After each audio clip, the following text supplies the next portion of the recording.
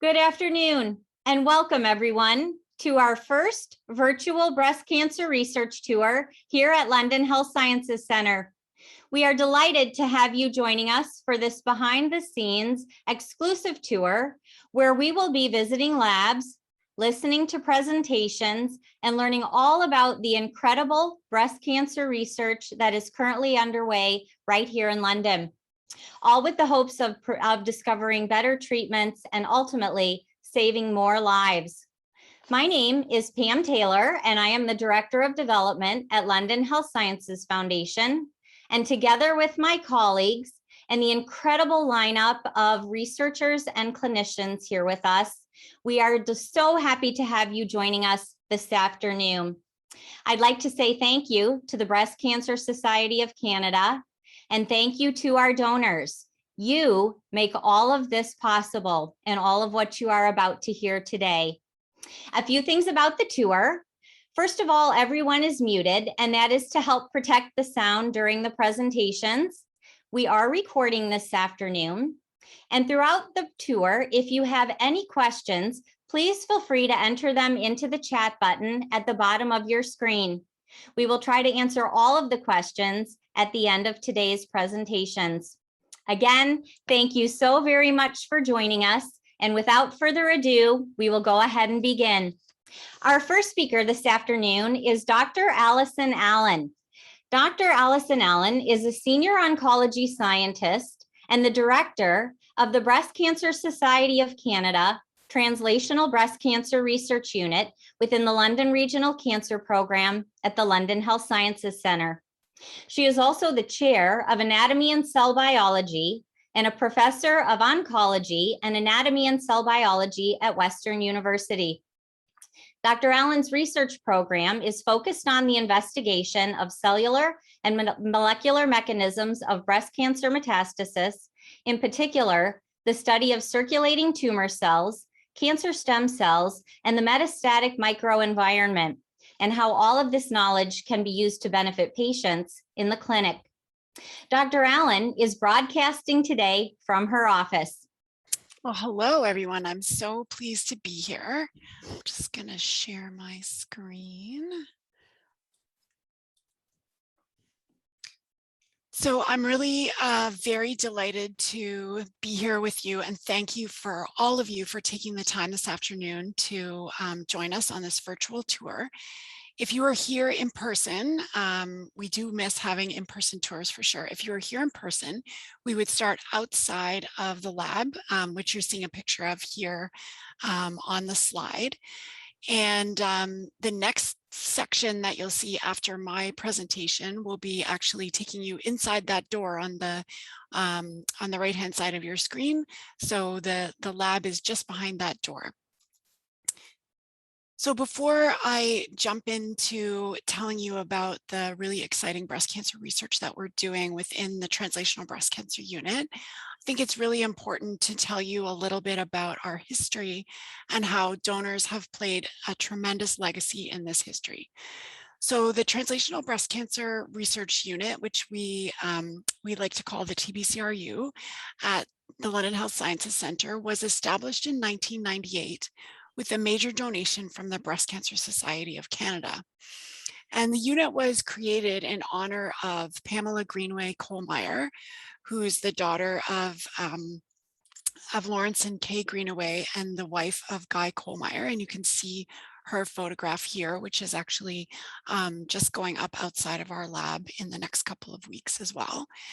And Pamela died sadly of breast cancer at age 38, and her family wanted to have this legacy of research. And so through a grassroots development of the Breast Cancer Society of Canada in Sarnia, Ontario, and partnership with my mentor and the inaugural director of the unit, Dr. Ann Chambers, they created this shared vision of having an environment which would support high impact research that was focused specifically on the needs of breast cancer patients. So always making sure that our research was asking those really important questions and trying to solve those problems that breast cancer patients are experiencing in the clinic.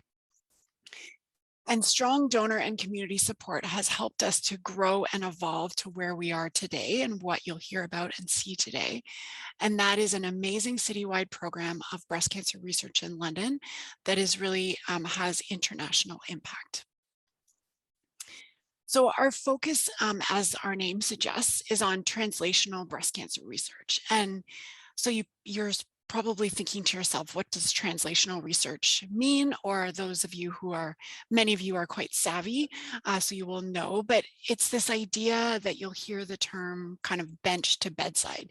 So there's this idea that all the knowledge and the discoveries that we make in the basic science research lab through translational research gets translated into the clinical setting. The really important thing to highlight here, though, is that translational research is a continuum. So not only do we want to see bench to bedside, but we also want to see bedside back to bench. So that means that the scientists talk to the clinicians a lot, and the clinicians say, oh, like today in clinic, I saw this patient and they had this disease, which is just being really resistant to treatment. And I think it might be this molecule or that molecule. And what do you think? And then the scientist, says, let's go get a coffee, and we go and talk. And then we go back to the bench and start working on that problem again, and then translate it back. So it's this idea of a continuum from bench to bedside and back again. And so practically, what does this look like? This looks like we do a lot of what we call discovery research or preclinical research. So that's things like looking at DNA and looking at cells, and then studying this in mouse models of cancer, and then testing new drugs in clinical trials, and then eventually with this knowledge, taking it to the patient care level. And again, this back and forth continuum is really important. But throughout this whole process, even at the very fundamental discovery-based level, the key thing about translational research is that we're always taking a patient-centered approach. And this is really critical for this translational research to be successful. So all of these questions that we're asking at the bench are always centered around problems that patients have in the clinic and trying to solve those trying to solve those problems. So our specific focus with this idea of what is the key challenge facing patients, and that's really one of the key challenges is really this process of metastasis, or the spread of cancer from the primary breast tumor away to different organs in the body. And metastasis is what causes 90% of breast cancer deaths. So actually our surgeons and our radiation oncologists have made amazing progress, and in many cases can actually treat, and in many cases cure a cancer with localized treatment. They've made really amazing advances. But about 20 to 25% of patients will develop this spread or this metastasis. And those patients will go on and they'll have challenges with treatment. And so that is really what we have decided in London and within our unit to focus on. And so why does metastasis cause death? So a couple different reasons that you'll hear about today. First of all, sometimes we don't know that the cells have actually spread. And so it's important to kind of develop ways of finding out whether they've spread so that we can track them and find them. But and many of our therapies are not effective once the cells have gone and spread to these distant organs. And what happens when these cells get to the distant organs is they start to disrupt the really critical function of organs. So the breast is not a critical organ in terms of making your body function or letting you live. But things like your lung and your bone and your liver and your brain, those are really important. So if a cancer cell gets in there and starts messing up the function of those organs, then that's when the problems occur and when death can occur.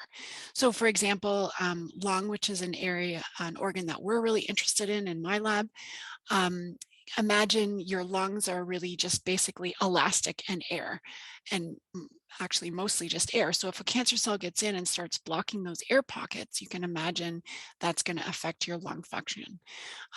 Similarly, your liver is really important for detoxifying toxins and getting rid of all the bad stuff in your body. If a tumor starts affecting that, then your liver can't function, and then that can cause liver failure and eventually death.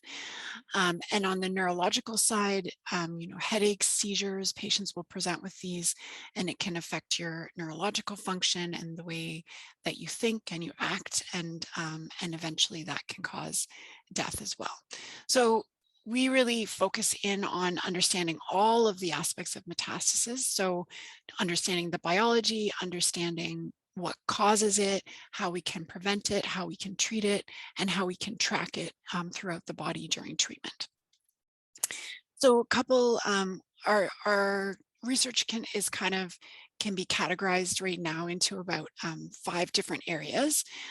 So the first is what I was talking about on the previous slide, this idea of understanding how breast cancer cells interact with the body. So other parts of the body like the lung and the liver and the bone, but also things like the immune system. So many of you will know that cancer immunology drugs are one of the hot new drugs in cancer that hold a ton of promise. So understanding how breast cancer cells interact with the immune system, and also how breast cancer cells interact with your blood vessels, which your blood vessels are actually the sort of highway that the cancer cells use to travel from the breast to the organs, and the cancer cells can kind of manipulate those blood vessels to do what they want. So we're trying to understand how the cancer cells are talking to all these different factors in your body, or what we call host factors. Another thing that you'll hear about today is we're using patient samples specifically that have been donated by patients to establish improved scientific models and understanding molecular profiling. So you've heard of probably of genomics and understanding how different patients have different mutations and different changes in their genes.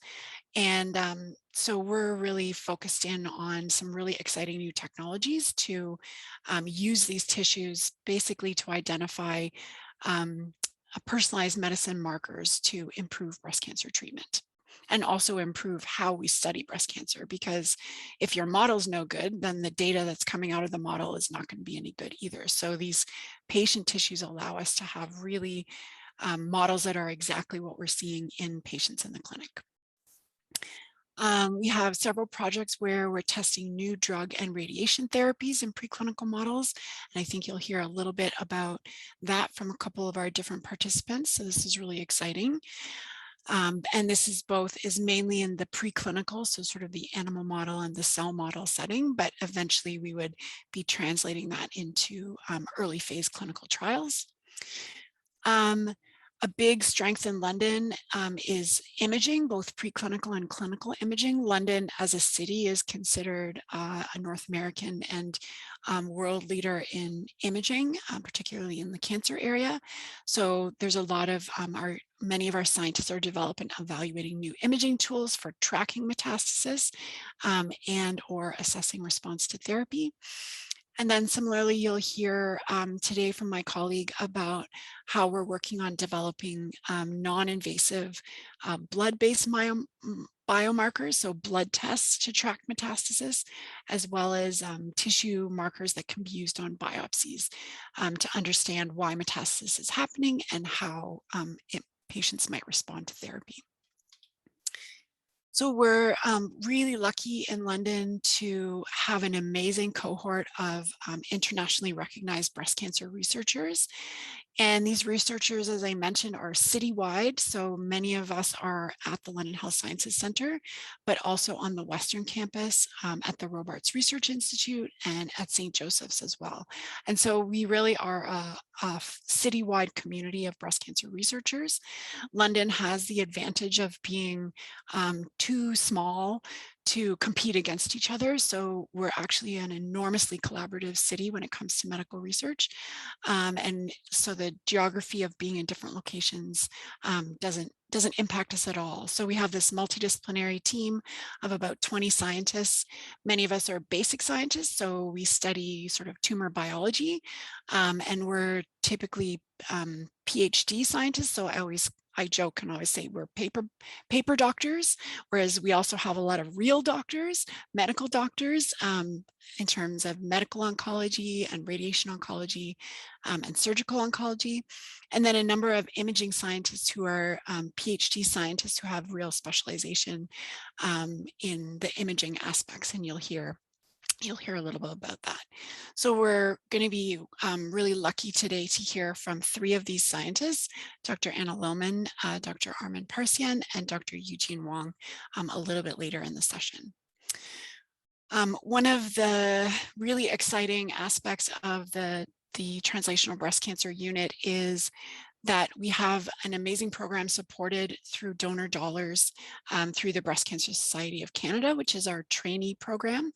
And all of these bright, young, smiling faces, these are all our next generation of cancer researchers. And hopefully these guys are the ones who are going to find a cure for breast cancer, or at least continue working on improving the lives of breast cancer patients.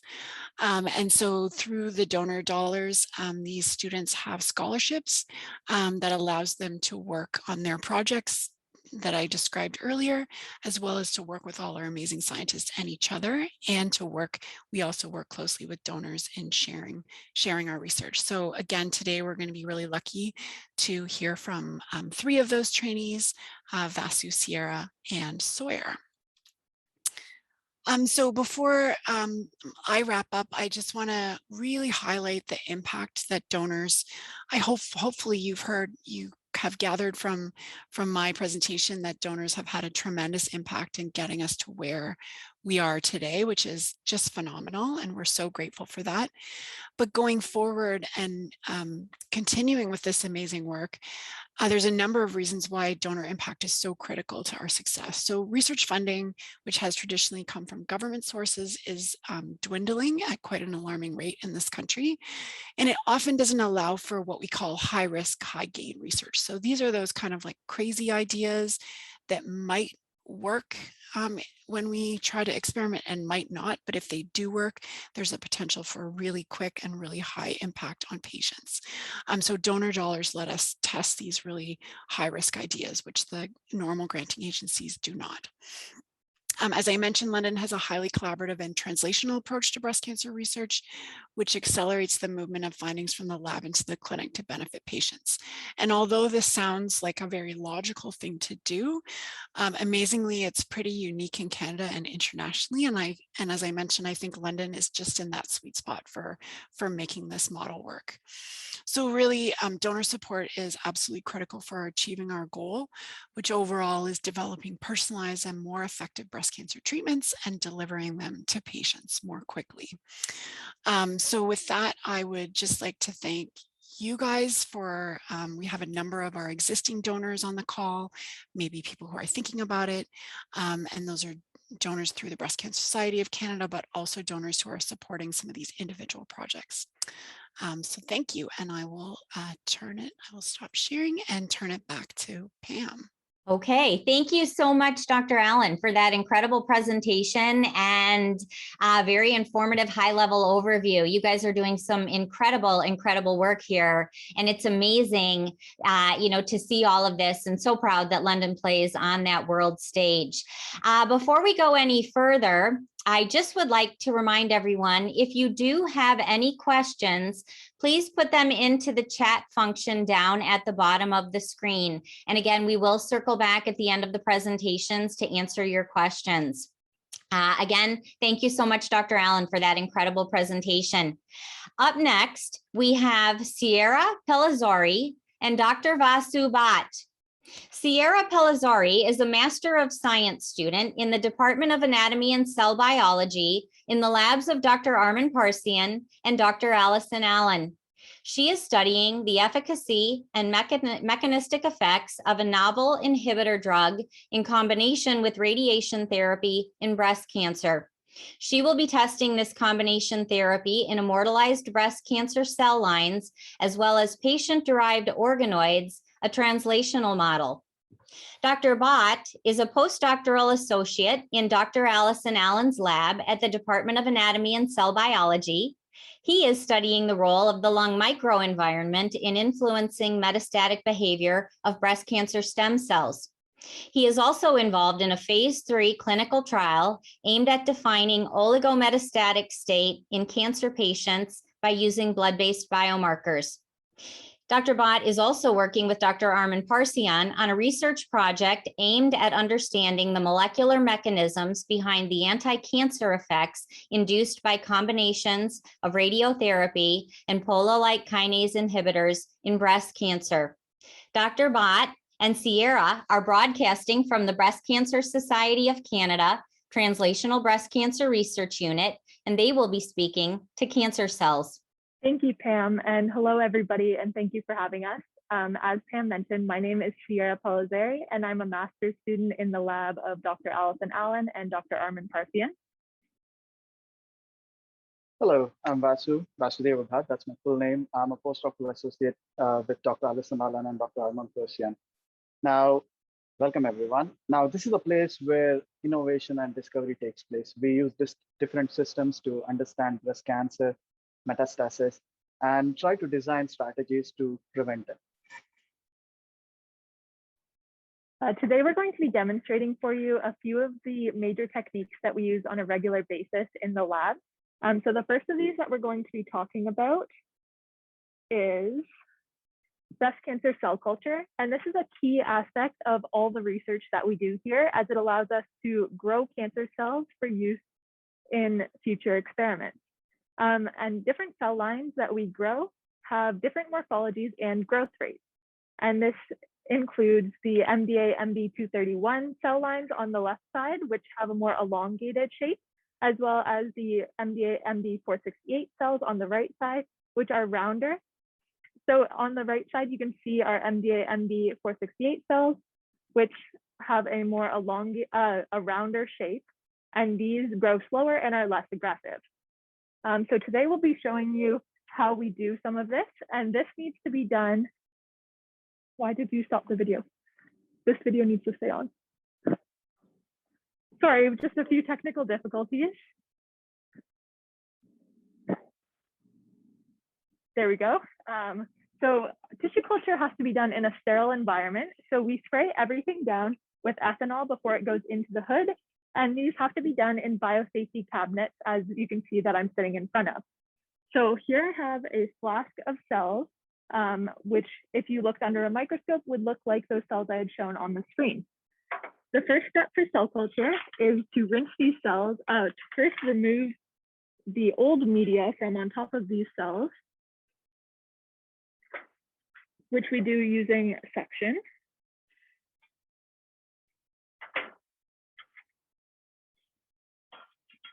We then replace this media with saline to wash these cells.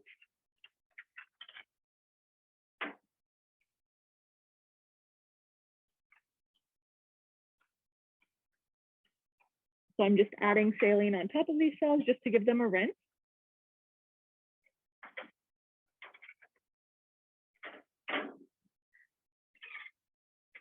We then also aspirate this saline.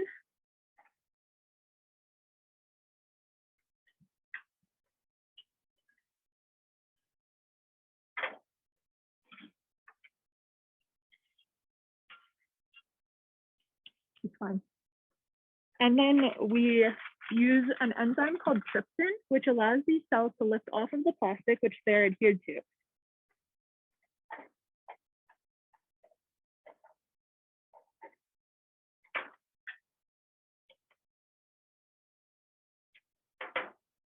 So once that trypsin has sat on the cells, it allows them to lift off of the plastic, and it will sit for a couple of minutes. And then we're able to spray them down with fresh media to collect these cells into a tube.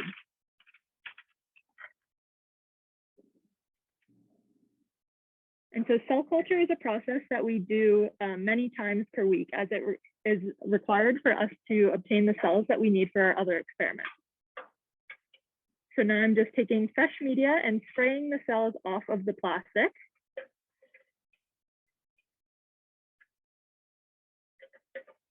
And then we're able to collect all of this media that now has the cells in it and transfer it into a conical tube.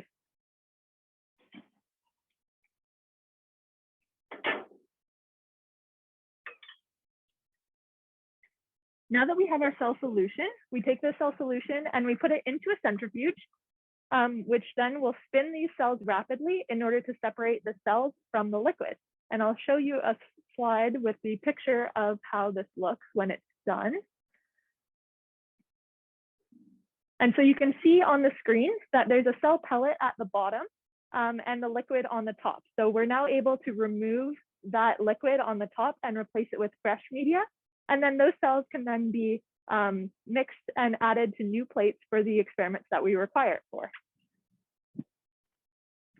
And one of those experiments that we do quite often in the lab is a colony formation assay. And so for this, we plate cells into these wells, and then we grow these cells and we treat them. In this case, they've been treated with a drug that we're studying called CFI 400945, radiation, or a combination of the two. And so as you can see, once they are done growing, we stain them with crystal violet, which allows them to be visualized as it turns the cells purple.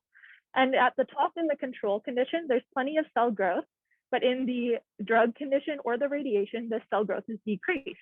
However, in the combination condition, the cell growth is almost completely eliminated, demonstrating that this combination is more effective than the single agent. Since all these experiments are done in lab setting, body condition. Sorry. Since these experiments are done in lab conditions, it might not completely mimic human body conditions. Alison earlier mentioned that we have to take whatever we do in the lab to the clinical site. So taking from bench to bedside, right? So keeping that in mind, we have to recreate human body conditions. And we do that in several different ways. One way to do is growing cells as 3D organoid cultures. So what we do here is that we mix cells with gel-like material. We call that gel-like material as basement membrane extract. We place it on culture dish, and at 37 degrees, they solidify and then form a dome-like structure. So providing these cancer cells to interact with their environment. And we use special media, and I would also say that these are they're more expensive media to culture these cells. And we perform all experiments. We treat them with drugs, radiation, etc., and find their effect on these cells.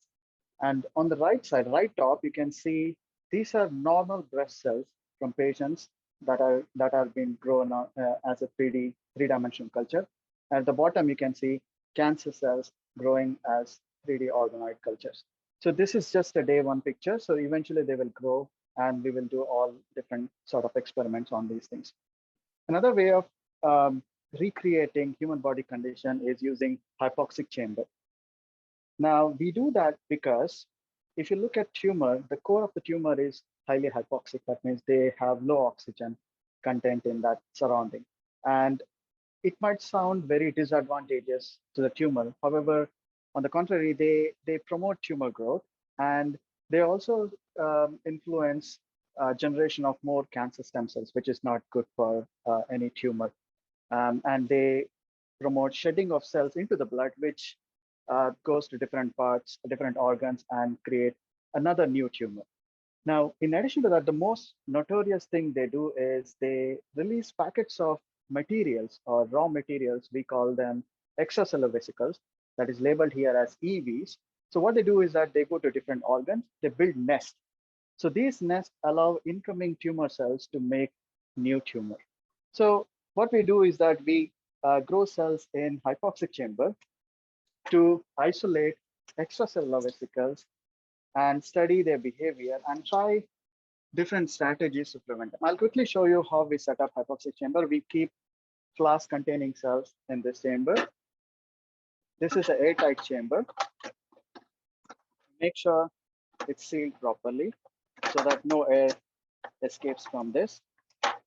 Now we flush out oxygen inside this chamber using nitrogen gas.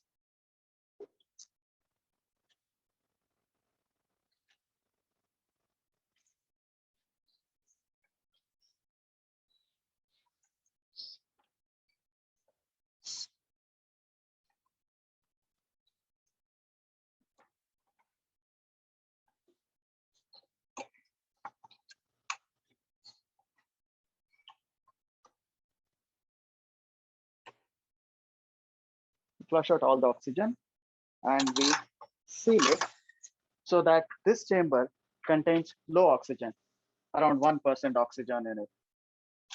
And we culture them at 37 degrees centigrade so that we can isolate extracellular vesicles. Those are the packets of information or packets of raw materials that build nest in different organs in our body that eventually facilitate generation of secondary tumor.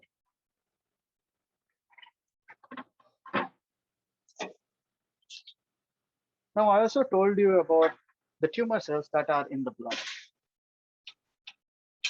So detection of these tumor cells are really important because that will help us determine the metastatic status of a patient.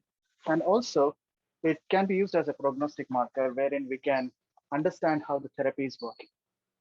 So luckily, we have a FDN Health Canada approved instrument where we use just half a tablespoon of blood from patient to analyze circulating tumor cells. I'll quickly show you an example how a circulating tumor cell looks.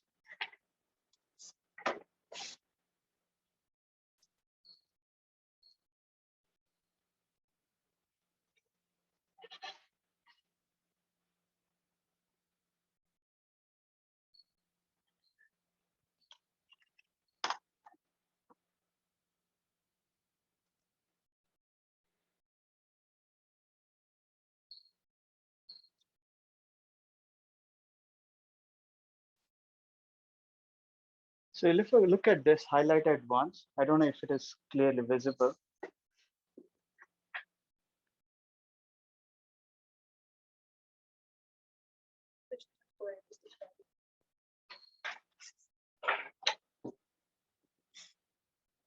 Is it visible? So if you look at the highlighted cell here, this is a typical example of circulating tumor cells. So the instrument detects or identifies circulating tumor cells based on specific markers that are expressed on tumor cells and not on any of the cells in the blood. So these are the few of the many things that we do in the lab to understand breast cancer as well as breast cancer metastasis. And in a way, we try to identify strategies to prevent release of cancer cells into the blood or release of those packets of material into the blood to prevent further spread of cancer from the primary cell.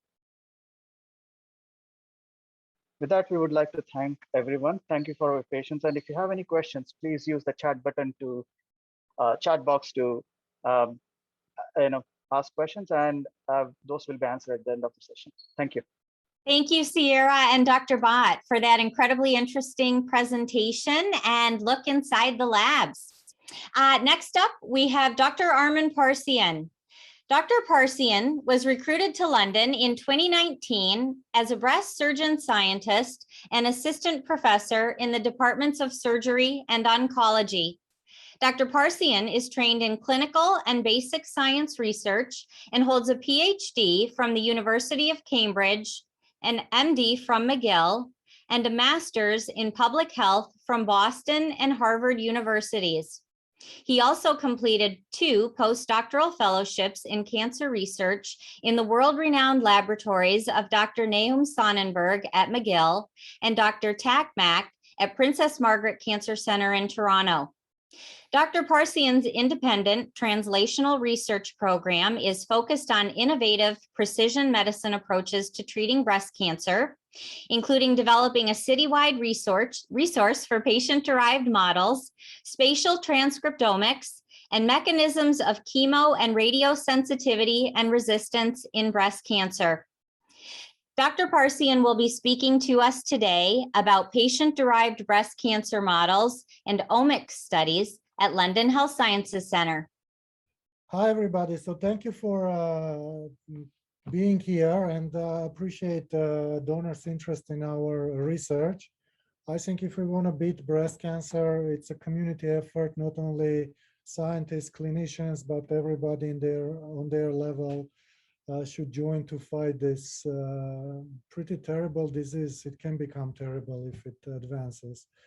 So as Pam mentioned, I'm both a clinician, I'm a general surgeon with a breast surgical practice, and almost 75% of my time is also on the research that I'm probably one of the fortunate ones that has a laboratory and also runs the clinical practice. So just quick intro, I'm sure many of you know about this, but breast cancer is one of the most common cancers in the world in women. 1 out of 8 women at some point are expected to have diagnosis of breast cancer, unfortunately. And it's now the second basically cause for the cancer-related deaths in women after lung cancer. And there are some specific types of breast cancer that are even more worrisome in terms of their impact on patient survival. One of those is a triple negative breast cancer for which only limited treatment approaches exist. So just to explain what I mean, breast cancer is not one disease per se, but it's a collection of different diseases, including based on their molecular profiles and pathology. But to simplify, we can divide the breast cancer on 4 main subtypes, which some of them have receptors or molecules on their cells that are sensitive to estrogen and progesterone, that is reproductive hormones. And some of them have specific molecules on their surface, such as HER2 molecule, which help us to target the treatment in those type of cancers. But there is also a type of cancer called triple negative breast cancer, where we don't have any molecules so far we know that we can efficiently target for treatment. And because of that, the outcomes from this specific type of cancer are significantly worse. And I will talk about that. So this is triple negative breast cancer. You can see in general in breast cancer, approximately 93% survival that we can expect in 5 years in general breast cancer population in adult women. However, in triple negative, it's only 77%, okay? And also approximately 12% of these women with triple negative cancer have disease that is spread beyond their breast or beyond their lymph nodes in the armpit, meaning it's distant. And that means 1 out of 8 women who have this disease, they will survive 5 years. Only 1 out of 8 from them will survive 5 years. So it's pretty dismal outcomes. We want to fight that and improve outcomes of these patients. And the research plays an integral role in it. So I just run fast through the approaches to treatment in general, so you understand the importance of translational cancer research. So some of the patients with cancer we treat with so-called shotgun approach. So we basically don't know what specific molecules exist on the cancer, what is to target, and we just give the chemo and hope that majority will benefit. Some of them benefit, but some of them don't. And this is a situation with triple negative breast cancer. We are using the shotgun approach. It's not precise, not targeted.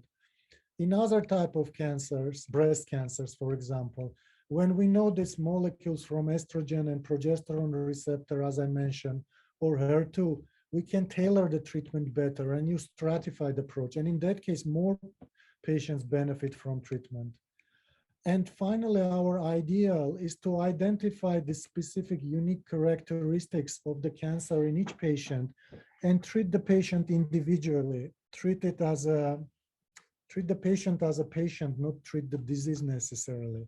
And that's the concept of a precision medicine. When using these omics approaches, which I will talk about more, is basically the information based on a whole genome or large scale analysis of the molecular data. And also, in adjunct to that, studies in the laboratory, we call it in vitro or in vivo. In vivo means in the animal models, in vitro means in a plate And then based on that, we tailor treatment for each specific individual patient in a hope to achieve a close to 100% response. And that is a targeted treatment or personalized medicine, or more specifically, precision medicine. So now how to achieve that goal? We are far from it yet, but translational cancer research platforms are the launchpad for the future precision medicine. And that specifically applies for triple negative breast cancer as well. Armen, your Yeah, screen share is not working. it's still not working. No, sorry. So I was talking without showing anything. Yeah, okay. So how do I do that? Screen share, share. At the bottom. Yeah, I did, but it's I thought it was. We can see it now. Okay, you can see it now. Perfect. Because I was showing you slides, but okay, so I'll just quickly run through the slides that are important here. One is that basically there are various treatment approaches, as I mentioned. One is this shotgun approach that we use in triple negative breast cancer, and other is a stratified medicine approach that we use in some other types of breast cancer, and it actually improves outcomes using this specific type. And I spoke about precision medicine. That is, this is basically the graph we target to achieve all close to 100% outcomes in these patients if we use this precision medicine strategies. Okay, now I cannot move my slides. Okay, so translational projects that we are doing here. And what translational means, it's basically basic research on a way to be applied to clinical settings, okay? So it's in between basic and clinical research. So what are my projects here? One is to establish a biobank of breast cancer surgical tissues for research, because as mentioned previously, this kind of outdated models in a way of this immortalized cancer cells that Sierra and Vasu were showing, they don't capture the breast cancer heterogeneity, or in other ways, diversity of breast cancer. Okay, another project that we are doing is testing drug and radiotherapy in triple negative breast cancer models to find more effective treatments for breast cancer, especially triple negative breast cancer. We're also targeting to understand how triple negative breast cancer progresses and use cutting edge technology for that I will discuss later. We also try to identify markers of the markers or molecules that we can target for treatment, or we can assess to predict the survival of the patient, to predict the outcomes of the patients. Those are called biomarkers. Okay, so we try to identify those biomarkers for radiation specifically. We'll talk about that. And another project, as Dr. Allen mentioned, we have a strong imaging facilities here and culture. So I'm working with one of the scientists here to develop brain cancer metastasis in the brain model for studies of novel drugs. And we'll talk briefly about that. So biobanking. So this is very important because current model translation research is supposed to be using patient-derived sample to capture the diversity and to potentially to translate it subsequently to the clinical settings and use as a precision medicine platform. So what is biobanking? Basically, we do surgery, we remove a specimen, and then we bank that specimen. So we bank several bits of that cancer for potential studies down the road. So this is a concept of investment and profit in a sense. Investment here is that time and effort we spent on collecting, growing, and analyzing these tissues. And believe me, that's a very daunting and difficult task, but with passion we are overcoming it. So we already collected a sample, first sample from the breast cancer patient in London that we are using for our studies now. And the profit, of course, is to develop new treatment, to develop new biomarkers, to understand how cancer works and progresses, and to establish this baseline for the precision medicine. Now, the biobanking is a concept pretty simple, but to be in non-technical terms to explain it, we collect the specimens, store them, and then use for subsequent analysis on the genomics level, transcriptomics level, analysis of molecular profile to understand what changes in cancer lead to development and progression, and what changes we can use to treat cancer better.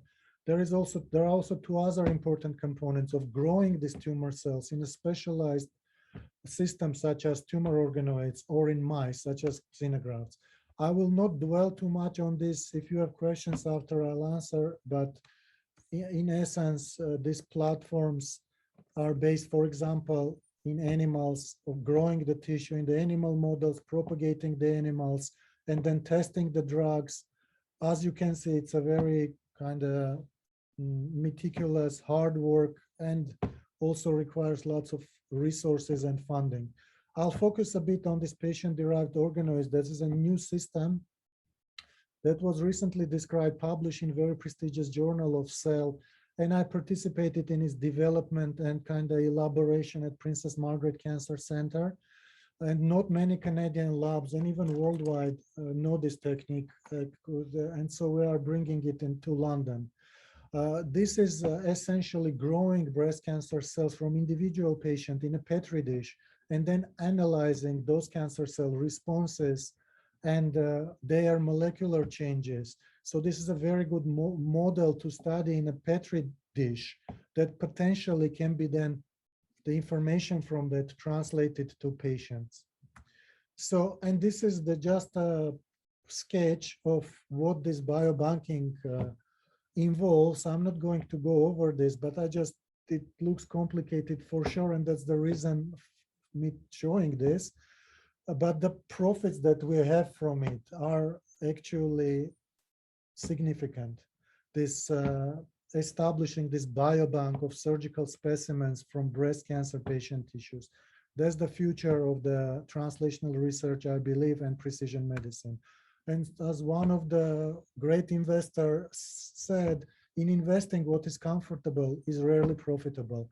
So what I'm going to present to you is not very comfortable. It's all a little bit cutting edge, a little bit risky. But if we don't invest in that, like, I mean, investment, not in terms of money necessarily, but in terms of our passion, effort, and time, we won't expect profit in a sense of improving breast cancer care. So this is the patient-derived organoids. This is how we grow it, just to show you. You can see Vasu and Sierra already show you these domes. They grow very slow, require lots of time and energy and patience. This is one that we are establishing for the cancer patient in London, and we're hoping it will grow well. Now, the second project that I was talking about is this novel drug and radiotherapy studies we recently published in the Journal of Breast, quite highly ranked journal in this area, that we show our preliminary data of this new drug, so-called polo-like kinase inhibitor that was developed in Canada actually and entered clinical trials already. It's called CA54000945. We found a very promising results in terms of its combination treatment with radiotherapy. And you can see here in the top panel, there are these organoids under the microscope. You can see that with different doses of drugs, as we go to right, you can see the decrease of number of these cancer organoids. So drug they're working very well. Radiation works pretty well, but then we combine it together and they work even better. And then substantially, if we put this system in the mouse models, you can see mouse survival substantially improves, substantially. You can see this green line, this line going to the right. So it's not that there are still some mice alive at the end of this. When we combine both drugs together, I mean, radiation and this drug together, significant improvement. So, and we are investigating this further. I'll skip those slides. We're investigating that further in organoid systems to see if we can apply this to the clinical setting subsequently. Another project, we are studying this molecules that are involved in the resistance, basically difficulty of cancer cell doesn't want to respond to the treatment. And we are studying this resistance to radiotherapy using another cutting edge technology that is called CRISPR-Cas9 that received Jennifer Doudna and Emmanuel Carpentier had actually previously through my postdoc some exposure with Dr. Doudna, received Nobel Prize for this discovery. It's basically a gene editing technology that we can cut certain genes or cut the genes piece by piece in the whole genome and then see if they are important for drug or chemotherapy resistance. So I did the studies in Toronto. We're bringing it here now, and with quite a huge amount of information that we have, and we're trying to identify the which molecules here are might be potential importance for radio resistance or sensitivity. Here, the list we identified, for example, one of the molecules called Artemis. It's also expressed, specifically overexpressed, meaning it's abnormal in triple negative breast cancer. So its studies and studies of some other might be relevant to understand this marker. Another project, we are studying the effect that it is in collaboration with nanostring technology, one of the leading companies in transcriptomics analysis. And we got a grant here, internal grant though, to do the studies. It's called spatial transcriptomics. That is a very complex technical methodology, but was in 2020 was found to be by Nature Methods as a method of the year. So we are using this technology to understand why breast cancer, in triple negative breast cancer, moves to armpit nodes and what changes are associated with breast cancer that lead to progression or metastasis of triple negative breast cancer, but also the role of the immune system or in that progression of triple negative breast cancer.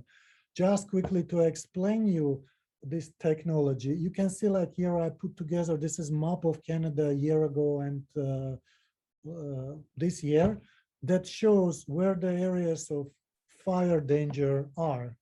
And you can see those areas are in red, right? It maps the areas of fire danger, and we can map these areas of danger, quote unquote, or cancer to the breast tissue in a form of a map.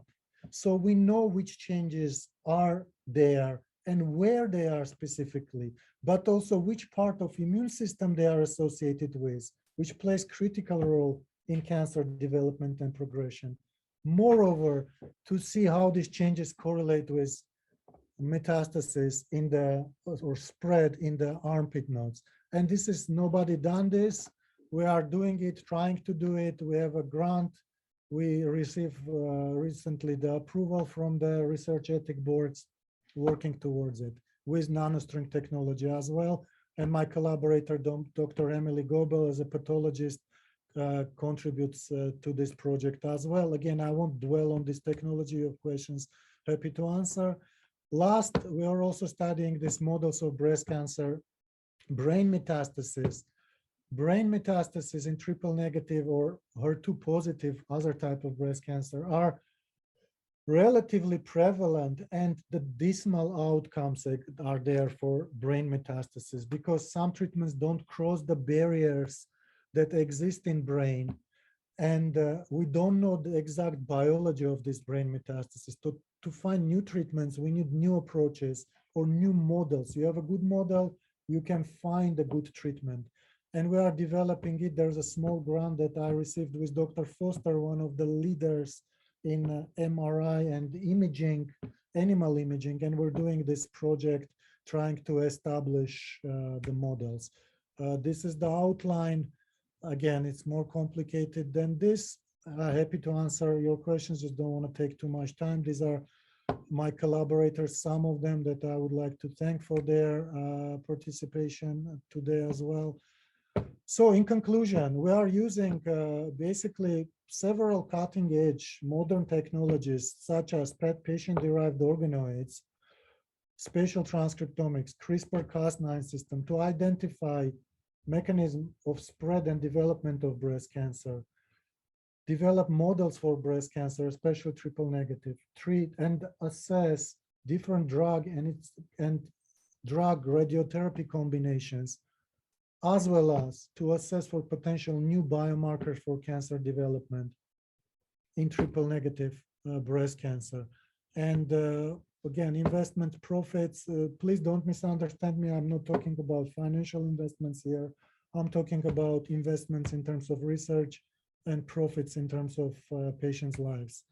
So, and as I said, it's not I who said it, it's Robert Arnold said, investing what is comfortable is rarely profitable. So I'm investing in what is not, might not be necessarily comfortable and complicated, but I expect that this will be most profitable. And first female actually Nobel Prize winner, Marie Curie, said quite a nice quote from her. Nothing in life is to be feared, it is only to be understood. And now is the time to understand more so that we may fear less. And I hope that's the way we are going and getting closer to curing this horrible disease. And thank you for your time.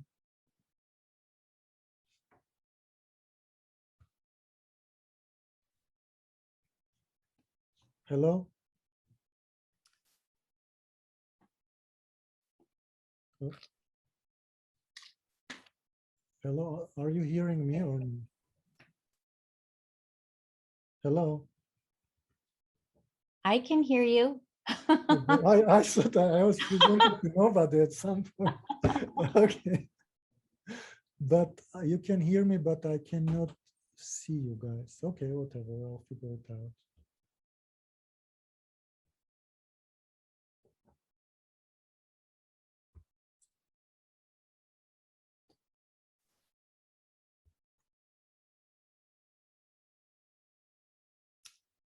Okay. Well, thank you very much, Dr. Parsian, for that incredible research description. It's very mind-blowing, all of the work that's going on here and all of the different things that you are doing. So thank you for sharing that with us. Next up, we have Karl Postenka. Karl Postenka is a medical laboratory technologist who strives to bring the techniques and quality of the human clinical pathology laboratory to the cancer research setting. Karl is broadcasting from the Breast Cancer Society of Canada Translational Breast Cancer Research Unit, and he'll be speaking to us today about cancer tissue analysis. Hello, my name is Karl. I'm a research technologist here on the research floor in the Cancer Center. Today I'll try to explain to you what it is that I do here from day to day. Now this is, normally I have a room full of people. I like to do it in person. That feels good to me, but today is the first time using a Zoom meeting. So of course the first question that comes to mind is, am I wearing pants? And the answer is yes. Yes, I am wearing pants. I certainly won't make that mistake again. So anyways, when a patient comes into hospital with cancer and they have a tumor, that tumor must be biopsied, whether it's a small needle biopsy or a full tumor removal. The reason is that the tumor must be analyzed and classified. What type of cancer is it? Is it invasive? All those questions are very important. Here in the laboratory setting, we do the same thing, except our patients are mice. But when we do a treatment in the lab, when we inject cells, human cells that have been either genetically modified or changed in some way, we have to look at the end product. Do we have a tumor? What type of tumor is it? Is it in fact a human tumor? So the way we analyze it, like I've got an example of a tumor that came from a mouse here, is same as in a clinical lab. A very thin section of this tumor must be taken and examined under the microscope. And when I say thin, I mean in the order of microns. So I like to use the analogy of trying to cut a thin section of say a hot dog wiener. And it, even with the sharpest knife, you can only get a thickness, a certain thickness, not nearly thin enough to look at under a microscope. But imagine if you could hold that tissue, not just around it, but at the cellular level. So that's what we do in the lab here. The tissue is surrounded with hot paraffin wax and infiltrated with hot paraffin wax. And when that wax solidifies, we get a solid block that we can cut very, very fine sections from. So what I will receive a sample of a tumor like this. I will cut maybe a 4 or 5 millimeter thick piece of it and put it in the tissue cassette. It'll be a labeled tissue cassette, plastic cassette. I'll break the lid off, seal it up, snap it shut. And this will go on into a basket with other samples. And this basket goes onto a machine, a tissue processor. This tissue processor has stations, buckets like this, excuse me. There are 12 buckets with different solutions, and the machine will bring it, lower the basket from one bucket to the next and sort of walk its way around in the carousel and finish in wax. So I start off, because the tissue is in an aqueous formalin, a solution of formalin to preserve it so it doesn't rot. I'll start off with alcohol. The idea is to remove all the water from the tissue. The water around the cells, the water in the cells, all water must be removed. And the way I do that is through alcohols, graded alcohols. So I'll start off in 70% alcohol, and the tissue stays in that solution for a number of hours. And then it moves from 70% alcohol to 95% alcohol. The 95% alcohol displaces the 70%. Then I go into 100% alcohol, and the 100% alcohol displaces the 95% alcohol. Now the problem is, I want to finish in wax, but wax and water and wax and alcohol don't mix. So I have to have an intermediate solution, one that mixes both with alcohol and with the wax, and that solution is xylene. So I will go through probably 2 70%, 3 95%, 3 100% of alcohol, and then into xylene. The xylene will displace all the alcohol from the tissue. And then I will finish up in hot wax, molten paraffin wax. And there's 3 stations of that. And then when I get the tissue off that machine, I'll bring the basket with cassettes across this side of the hall to this embedding station. And this embedding station has one side here that's, the samples will go into here. And this is hot molten paraffin wax. It's at 60 degrees Celsius. So I store my samples on here. On this side, I've got hot molds, stainless steel molds. This surface is hot. I've got a little cold pad here. And then I've got a cold plate here to solidify the blocks. I'm going to sit down and show you the embedding process. Quickly, I've got some tissue here.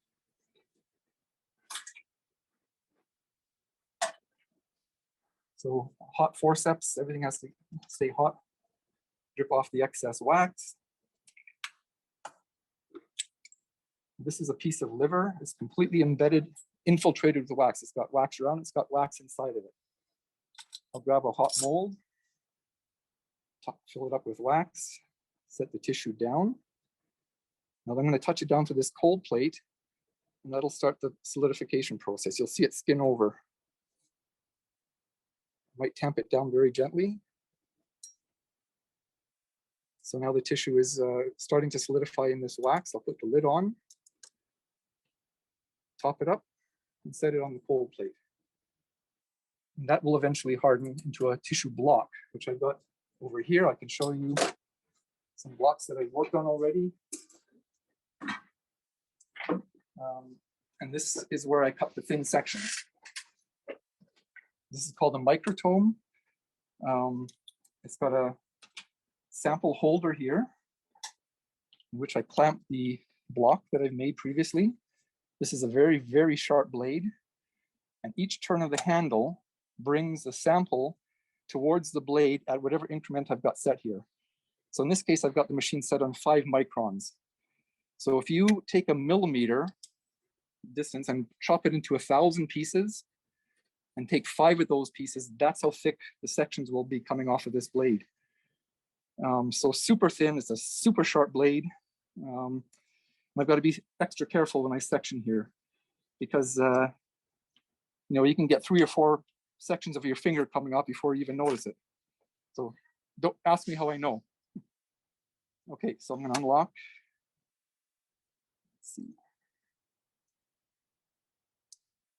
Okay, and I'll start to section here. So each pass, I've got to get close. Okay, I'm going to get a ribbon of tissue here.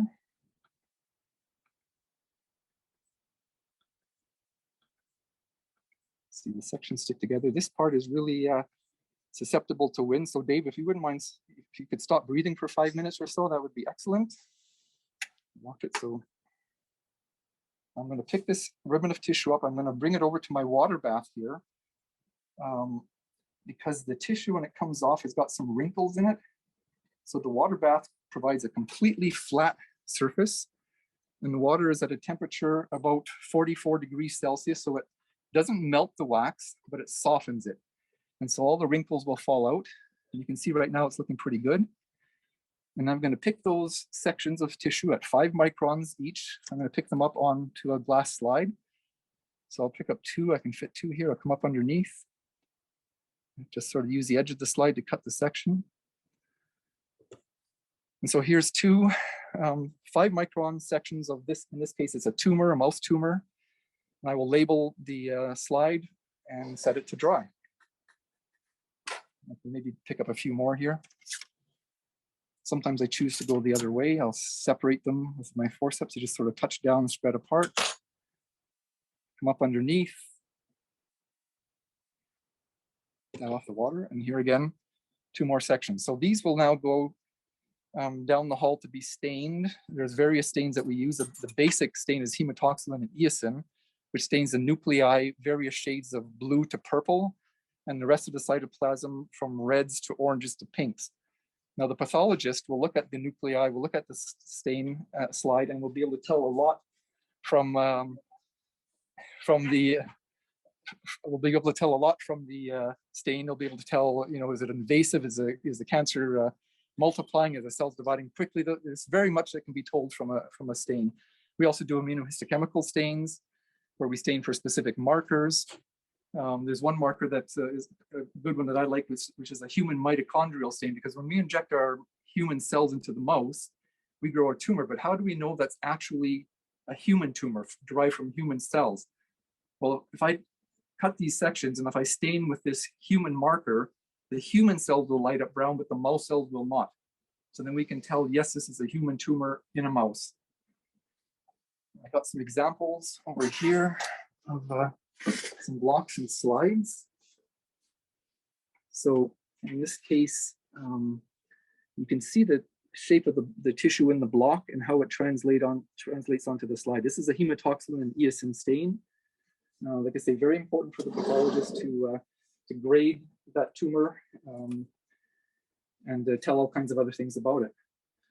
So I will cut the slides. I do some of the staining here myself. Other times I just pass off unstained slides and let the other labs do their own work. And I do work for not just our lab, but for other labs on the floor. I just wanted to say a little bit about these machines. We've had donors over the past. These machines are very expensive. They're also very old. I was lucky. These are about 21 years old. Back in those days, I was able to approach my boss with a proposal to buy this equipment, because before that, we just did everything by hand.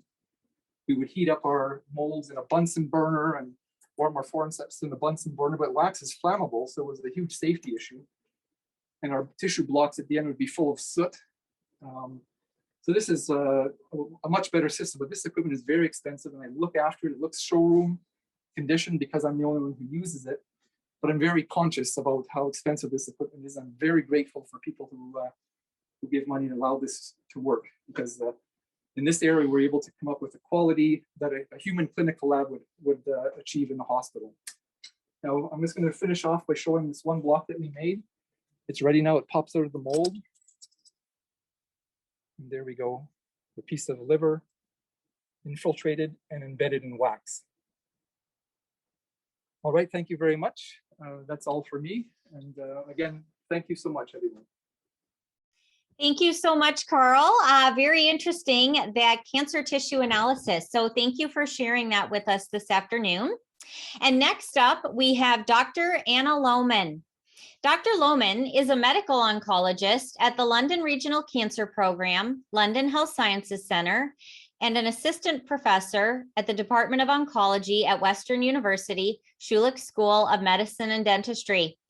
Dr. Lohman is also a clinical researcher involved in the field of translational breast cancer research, with a focus on the association of obesity and blood biomarkers, such as metabolic, inflammatory markers, liquid biopsy, and breast cancer outcome, particularly in the late recurrent setting. Dr. Lohman is doing a presentation around blood biomarker research in breast cancer.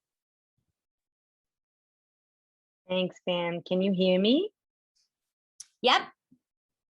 I'm going to share my slides.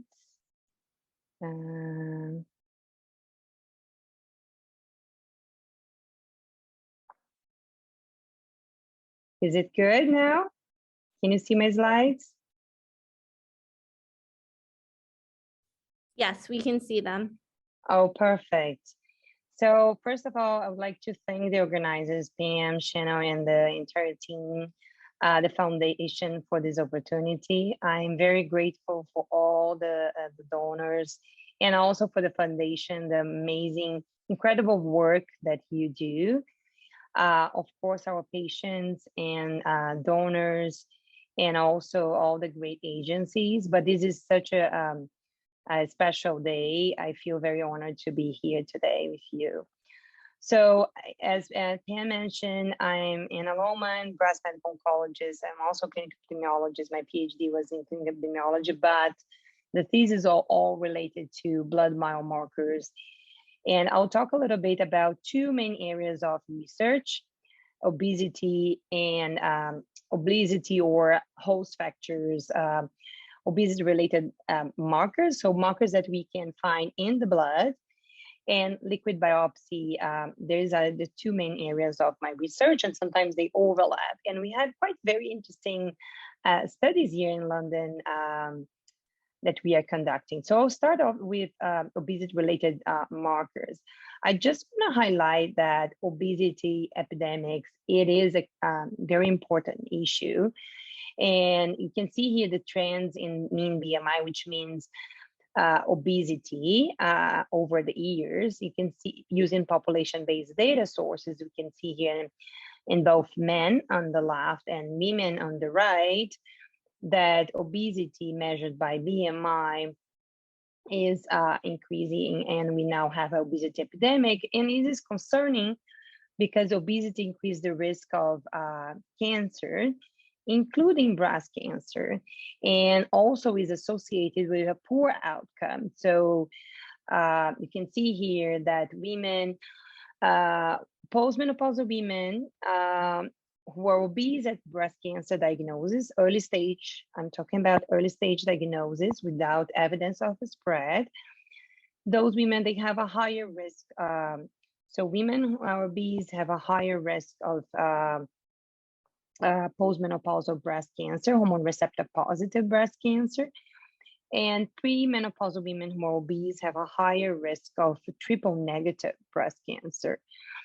And also, so I'll explain, I think the other scientists, they explained the different subtypes. I just want to highlight there are three major subtypes of breast cancer that we always need to know. So if someone is diagnosed with breast cancer, as a clinician, I'll tell you three important questions. Of course, the stage, but what are the hormone receptor status, like estrogen receptor, progesterone receptor, and the HER2. When estrogen and progesterone receptors and or are positive, we say these are hormone receptor positive breast cancers. When HER2 is positive, that's a growth factor, we say this is a HER2 positive breast cancer. And when these three markers are negative, these are triple negative breast cancer, which has a more aggressive subtype. Obese patients also have a higher cancer mortality when they are diagnosed with early stage breast cancer. And there is a very complex association of obesity and cancer. There's a direct effect on cancer cells, an indirect effect on the tumor and microenvironment. We may have associations even with treatments such as immunotherapy when we are learning from that. And we also know, this was part of my PhD, we just published recently in a JNCI journal, that obesity and hormone receptor positive, as I mentioned, this subtype is associated with poor outcome. So patients with early stage So no evidence of spread. If they are obese at breast cancer diagnosis, there is a higher risk of recurrence, and we're trying to understand what are the reasons associated with that. So this is hormone receptor positive, also in a HER2 positive subtype, as well as the triple negative subtype, as you can see here. So there are lots of biomarkers associated with obesity, such as leptin, adiponectin, and also host factors, inflammatory factors, tumor markers that I've been studying in this obesity-related markers field, and to better understand why there is association between a link between obesity and poor outcomes. So that is the area at the focus of my research, outcomes. How can we improve outcomes, which improves clinical care? Because unfortunately, when disease recurs and it spreads through the body, it's typically incurable. So we want to prevent the recurrences. So the other topic is liquid biopsy that Dr. Allen mentioned as well. So when you say liquid biopsy, we're talking about blood biomarkers, typically blood biomarkers, and it is related to the tissue biopsy, because when you have tissue, typically we want to confirm the breast cancer diagnosis. We have a tissue biopsy that could be a breast biopsy, a core biopsy, or sometimes when there is recurrence, we have a bone biopsy or a lymph gland biopsy or lung biopsy. Here, we're talking about how can we replace these biopsies with circulating tumor cells, or that is cancer cells in the bloodstream, or using a piece of the DNA, the tumor DNA, called circulating tumor DNA.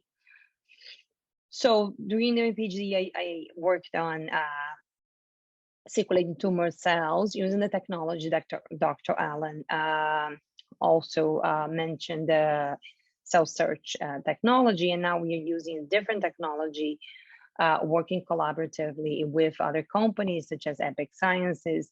With ctDNA, we are working with other labs, scientists from Toronto, Scott Bratton's lab, and also other academic partners and industry partners. So there are many companies working on this field, but I'm really interested in understanding how can we prevent the recurrence, or how can we detect these blood biomarkers and prevent a recurrence when it's still curable, when it's clinically not, you cannot identify them.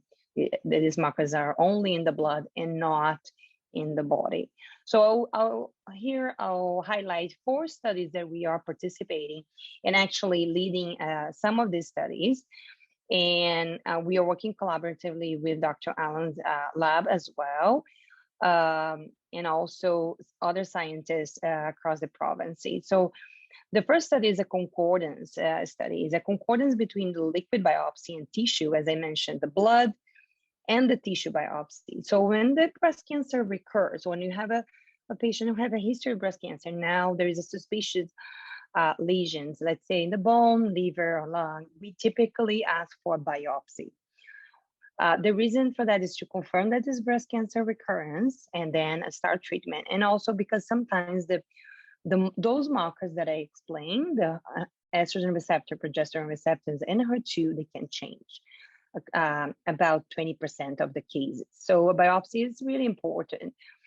So typically, we order a biopsy to confirm the diagnosis and check those markers. So here in this concordance study, we are leading this study. We have about 5 centers in Ontario. And also we are now very happy to say recruiting patients in Quebec. So what we are doing is we are looking at those patients who had a biopsy.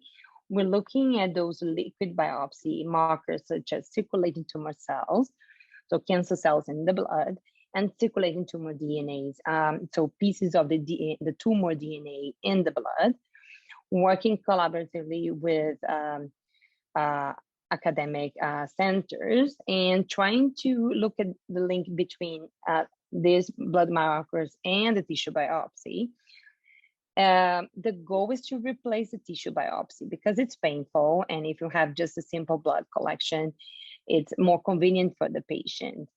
And also to see whether this be better than the tissue biopsy. So this is very exciting. We have grant support. We also have donor support for this work. The second work, we actually are collaborating with Sunnybrook. It's the next study, CTC MBC. I think is also very good to collaborate with other investigators, particularly young investigators. So it's really a pleasure to work with other centers. And here we are just, we are measuring this, we're evaluating the counts, and we're not looking at the tissue correlation, just looking at the circulating tumor cells characteristics using a new technology. And then I'll talk a little bit about the late recurrence. So quickly, just to highlight this study that we are leading, the concordance study. We already have 40 patients, and I'm hoping to achieve 50 patients to do our first analysis. And we're doing very well. We're very grateful for the donors because we're able to hire a research coordinator dedicated to these studies. We have now a biospecimen repository at LHSC, which is fantastic. And I think we're able to do outstanding work, not only for this study, but also for the Dr. Kazia's Jerzak study from Sunnybrook, working with them.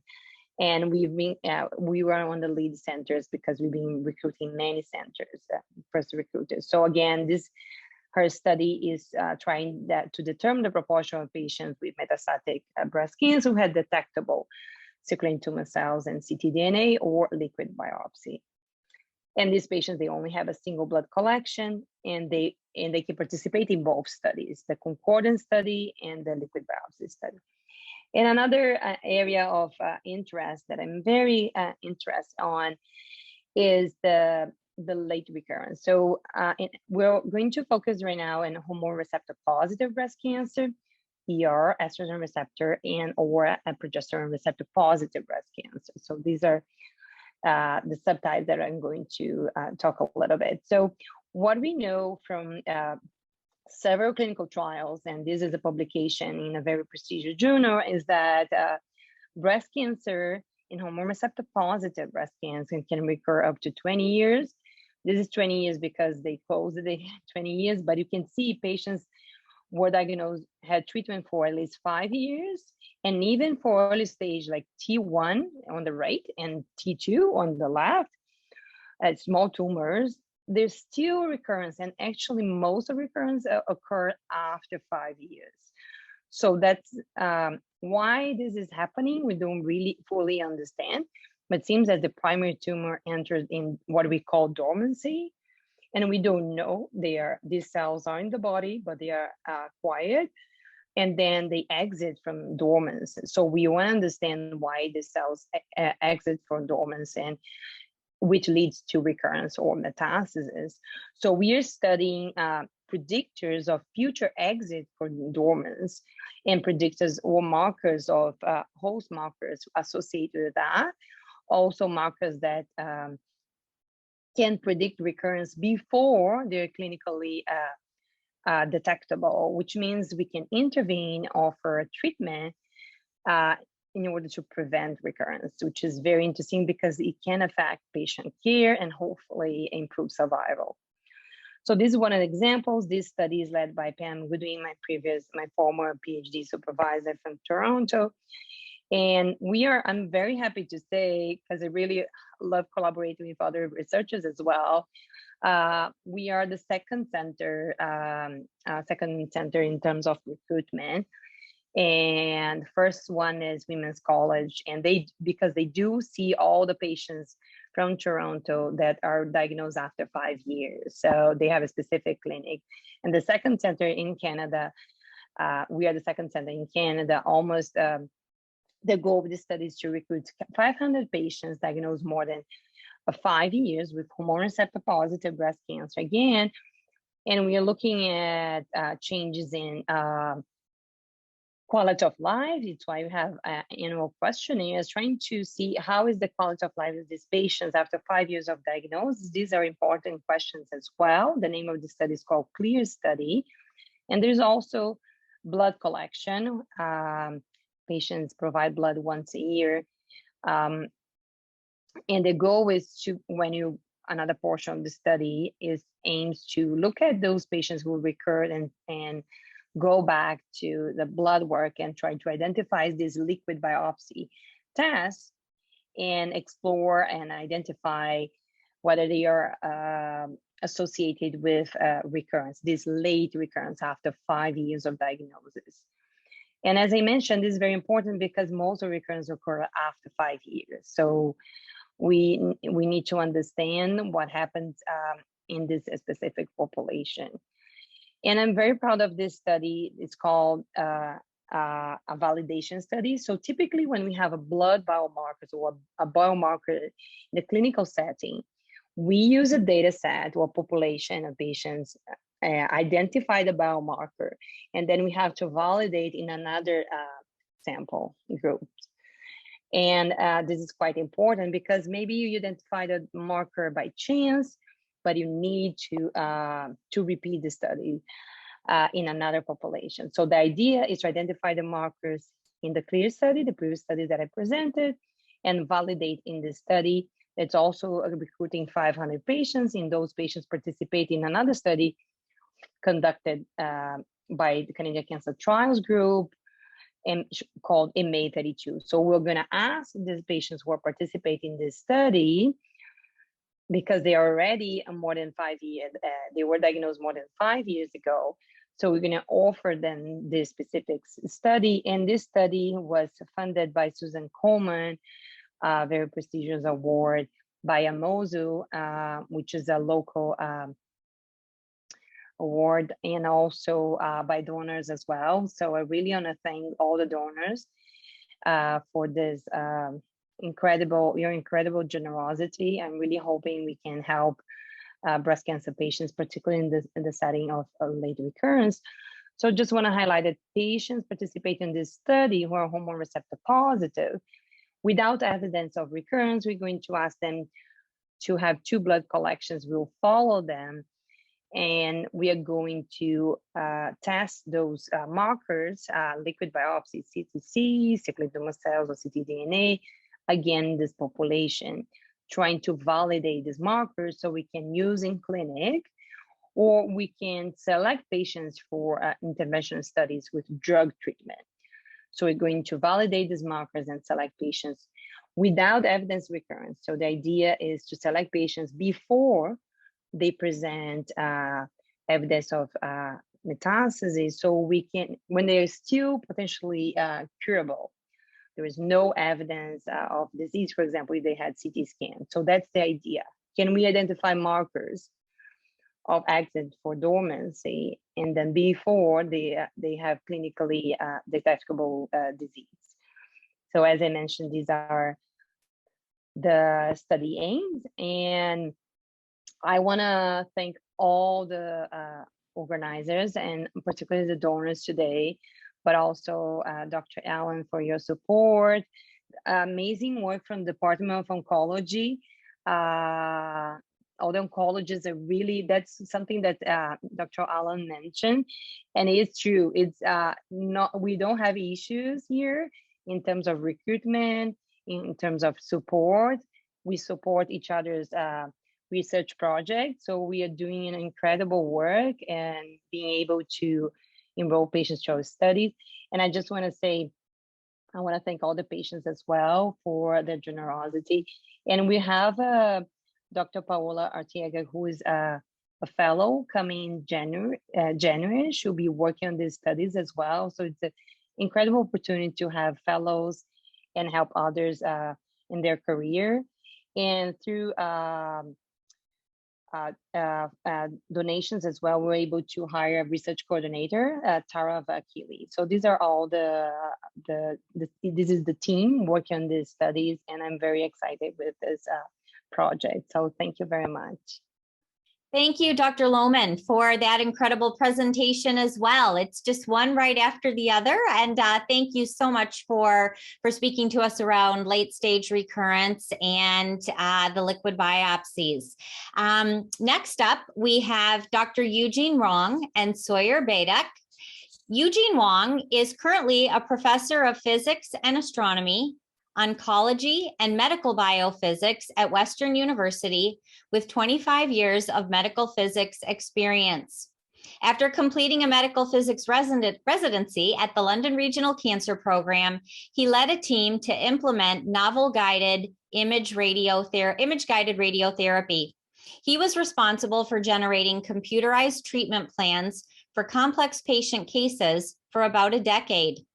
In collaboration with biologists and imaging scientists, Eugene initiated the development of a small animal radiation platform in 2006 and has since been researching cutting-edge experimental imaging modalities that may benefit patients undergoing radiation therapy. Sawyer Badek is a PhD candidate in medical biophysics and is working with Eugene in imaging neuroinflammation for radiation treatment of breast cancer brain metastasis.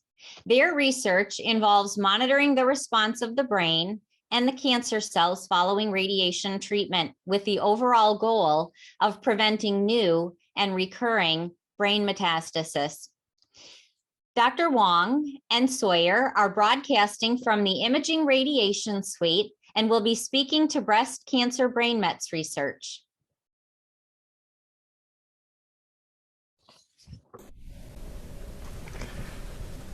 Hi, thank you for sticking around with us for the last tour. My name is Eugene Wong, and I'll be presenting with Sawyer Badek today. So first, I'd like to mention that I'm very grateful for my research collaborators, ranging from clinicians to imaging scientists to cancer biologists. I'm also very grateful for students such as Sawyer Badek. I'm also grateful for the donor support, and without that, some of the progress will just slow to a halt. In this background picture, if I move out of the way, you can see Sawyer in the background operating on this micro CT scanner.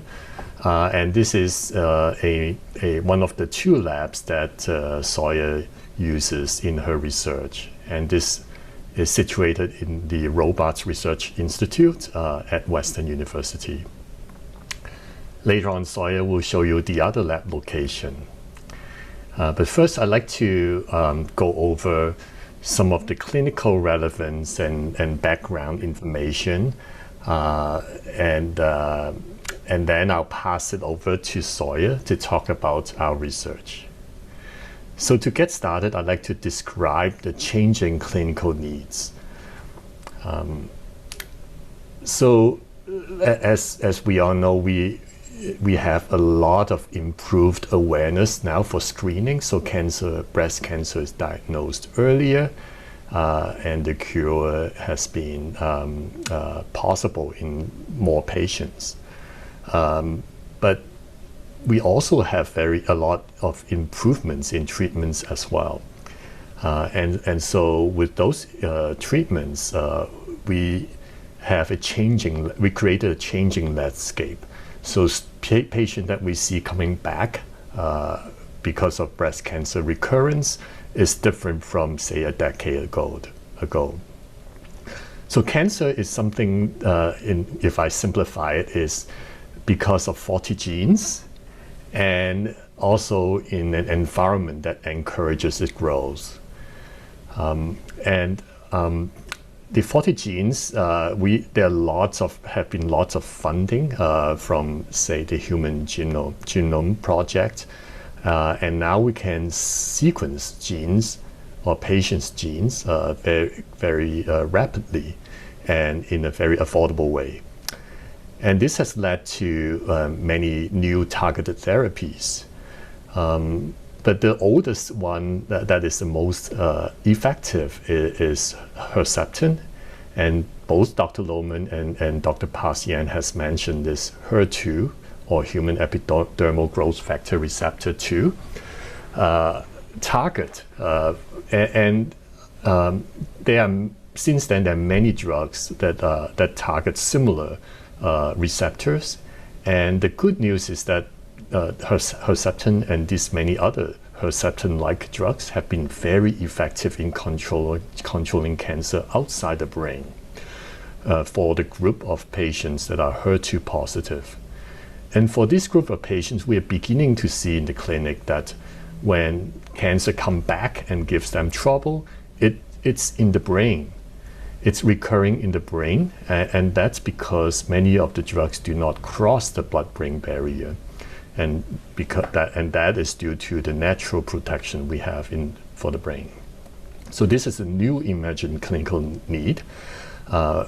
At the same time, Dr. Parsian also mentioned triple-negative patients, and they also get brain metastasis just because we don't have effective therapies for them.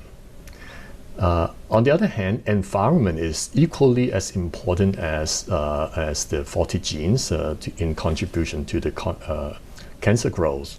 As Dr. Allen has mentioned earlier, the microenvironment in the lung, she's performing a lot of research in that area to see why it encourages some cancer cells to grow and not others once they arrive to the lung.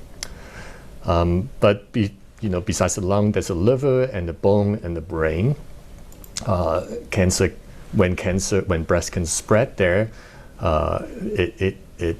some of them decided to will take off and grow there. And what we focus on will be in the brain. And for us, for our lab, our interest is in imaging and in radiation treatment. And we want to apply novel imaging and novel radiation to improve patient care. The limitation for imaging is that we can only evaluate what we can see. So on the slide, on the left upper slide, you see that we have actually targeted this growing cancer in the brain. And this is a cross-section image of a human brain. And we deliver 16.5 gray here. And you can see at 2 months, it responded, and 3 months and 5 months, and so forth. It become more diffuse. And then finally, in a year time, and furthermore 2.5 years time, it shrunk to almost nothing. So this is something that we can see, and so we can target and we can treat.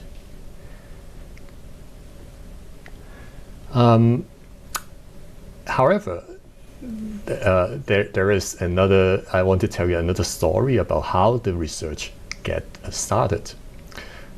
It was from Dr. Ann Chambers, who established over and over again, and you probably heard her say it too, that when cancer cells arrive to a distant organ like a lung, liver, and brain, it will 1 in 10,000 cells or less will grow into visible tumors, and most of them will die and get cleared away. But some will stay and they will remain dormant. And if you give chemotherapy drugs treatment at this time, these dormant cells actually evade.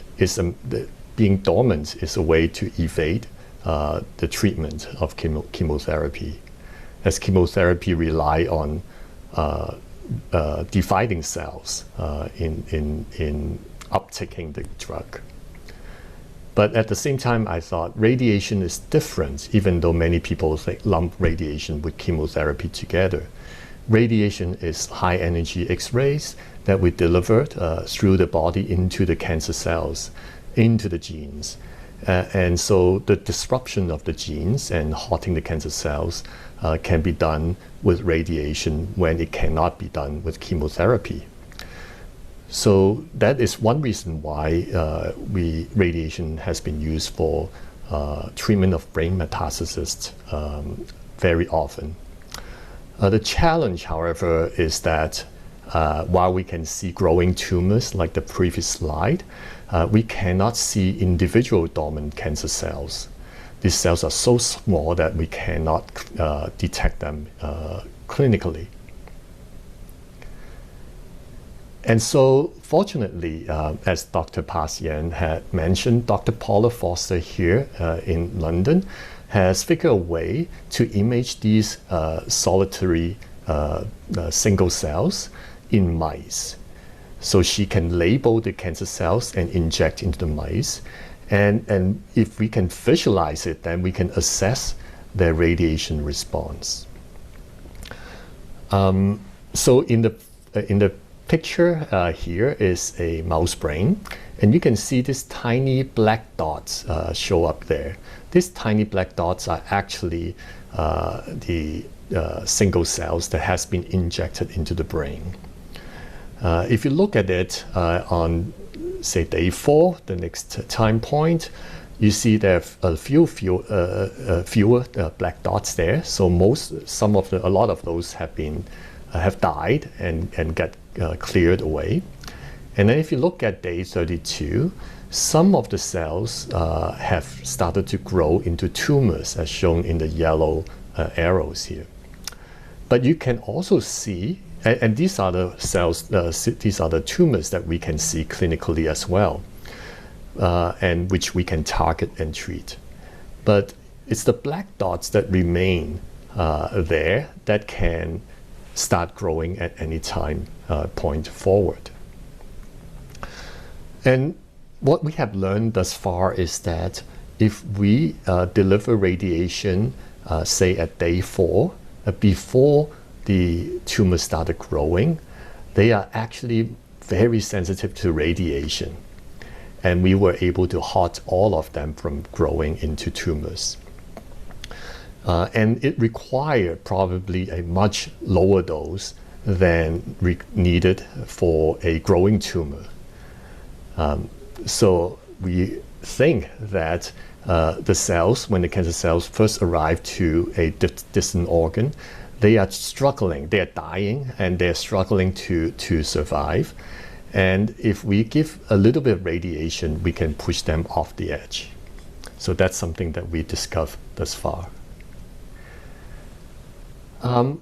Like I said, and I showed you earlier in the patient image, that we cannot see these dormant individual cells in clinically. But all the clinicians know that they are there. So we gave whole brain radiotherapy. And the dose we have to choose is we have to choose a dose that we can see a response. And so we used what we can see, which is a growing tumor. So we gave quite a bit of dose to the patients. But consequently, patients tend to suffer memory loss. The pendulum now recently have swung the other way, and that clinicians tend to withhold whole brain radiotherapy. It has the unfortunate consequence that then patients not doing anything about it, or the physicians is not doing anything about the hidden dormant cells. And so we just wait for the patient to recur and become symptomatic before we treat again. So we are not happy about either situation, and our research is about finding a way out of this. So I'll pass this back across to Sawyer.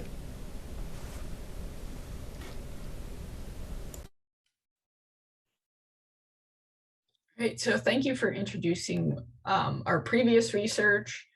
And now we're going to kind of get into where it's going now.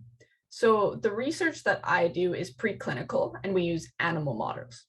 However, to give you kind of a general idea of what our research is trying to address, I'm going to take you back to the patient to explain the motivation for this work.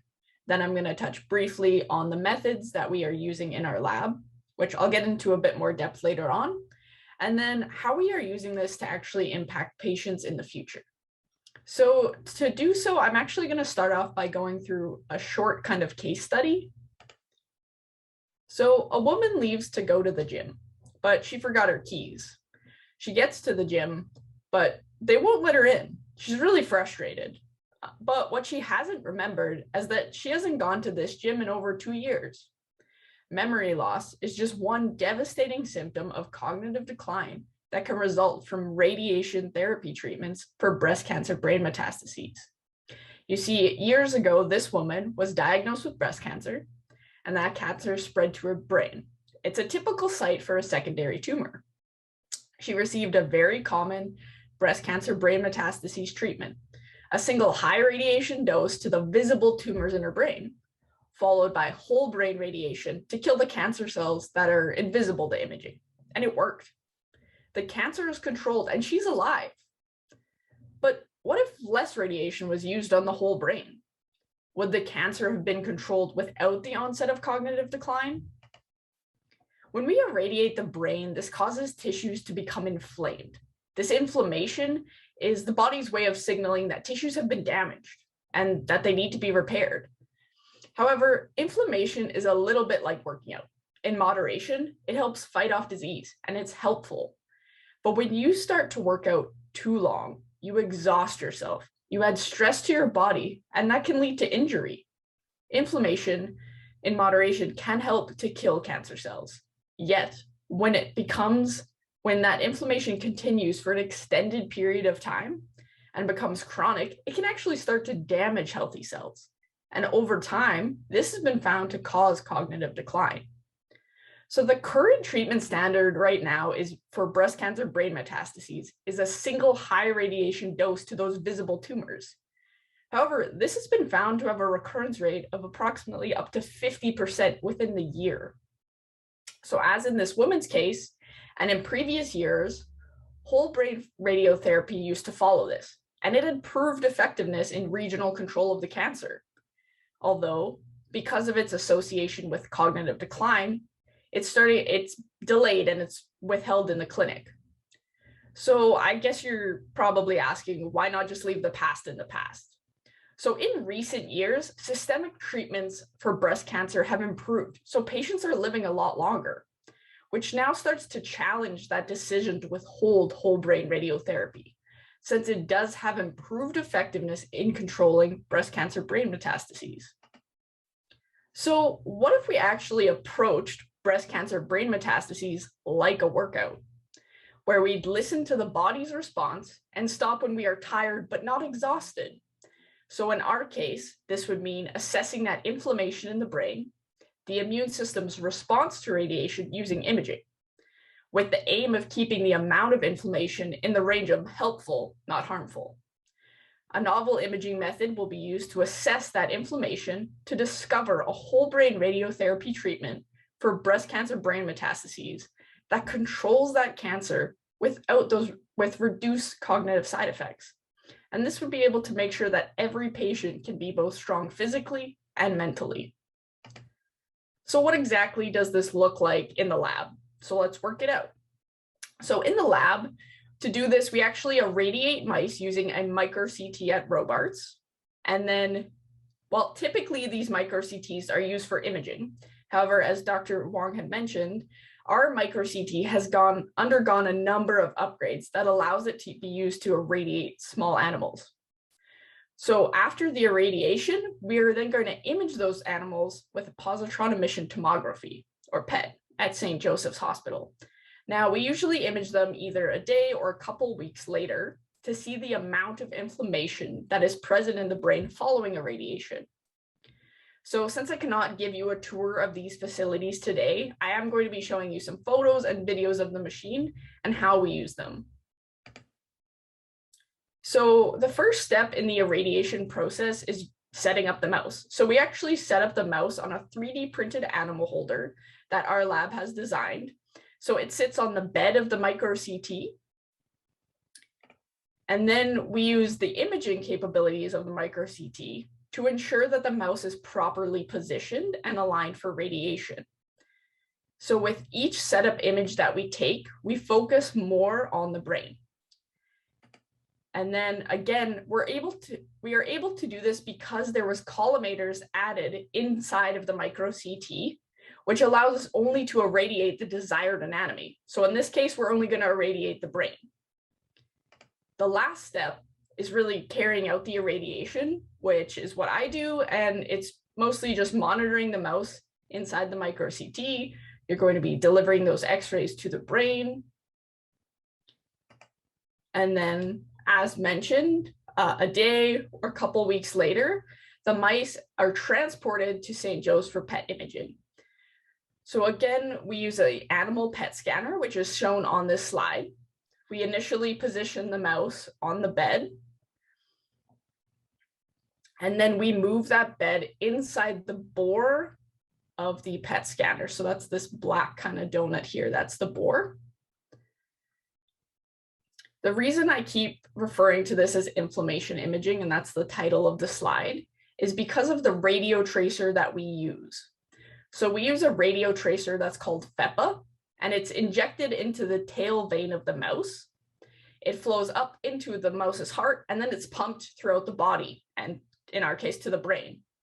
And in the brain, this specific radio tracer is taken up in active immune cells called microglia. Now, these cells, microglia, are the first immune cells to be activated in the process of inflammation, which is how we're looking at that inflammation in the brain. We're looking at the activated microglia. And the important thing that I want to mention here is that we are the first group that is using FEPA PET to look at inflammation after irradiation.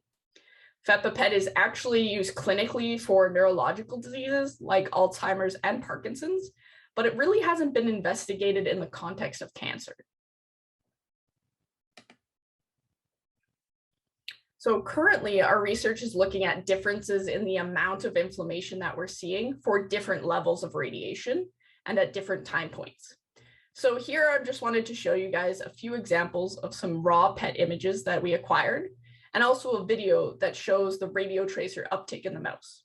So the yellow spots, that is like the brightest part of the image, that is where there's the highest uptake. So you can see that the radio tracer obviously isn't just in the brain, because if we look at the video here, we have the mouse's head is up here. That's the nose right there. Then here we have the lungs and heart. The hind legs are about here. And then we have the tail running down that middle. So because the radio tracer isn't localized to just the brain and it's seen throughout the body, we actually have to contour the brain. So we kind of color it in on the images, which is shown on the bottom row here. And when we do that, we can then analyze the amount of radio tracer that's taken up in just the brain volume. So just to show you a few, just a preliminary result, one of the values that we actually look at when we analyze the data that we get from PET is the activity in the whole brain. So this graph is just showing some preliminary data that was collected this summer on a group of mice that had their brains irradiated with 10 gray. So we have the x-axis showing the time after irradiation, 24 hours, 48 hours, and 2 weeks. And then on the y-axis, we have the signal of the whole brain. So at this time, we've really only imaged a few mice, so we can't draw any conclusions, but we can see from this graph there is a trend of decreasing signal with time. In my project later on, we're going to be looking at a range of dose levels. So this is just for 10 gray, but we are going to be looking at lower doses and higher doses. And we are also going to be monitoring the individual cancer cells using MRI. So it's pretty obvious that there's still a lot of research to be done in order to take our preclinical work into the clinic. However, the big picture here and with our research is that we want to find an appropriate radiation dose and frequency of treatment that is specific to what each patient needs in order to prevent recurrence of brain metastases and memory loss. So as Dr. Wong has mentioned, from our group's previous research, we know that before cancer cells start to actively divide and grow in the brain, they're really sensitive. So based off this alone, if we provide a more gentle approach to whole brain radiation and deliver a lower dose when they are in this sensitive state, we may be able to kill the cancer cells before they start growing into tumors. And we'd also have reduced cognitive side effects because we're using less radiation.